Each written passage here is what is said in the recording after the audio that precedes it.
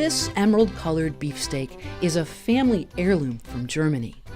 For generations, Ruby Fair Arnold's German immigrant family passed down the seeds of this massive, juicy variety, and Ruby grew them in Greenville, Tennessee.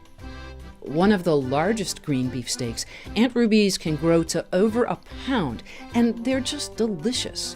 The brilliant neon green flesh has a strong, sweet, and fruity flavor, and they look stunning sliced, especially alongside other colorful beefsteak tomatoes. They're tasty eaten raw or fried, and they've earned many awards, including from the Slow Foods Arc of Taste, which named them as an important heirloom variety, notable for juicy texture and a complex flavor that's been described as bold, sweet, and even a little bit spicy.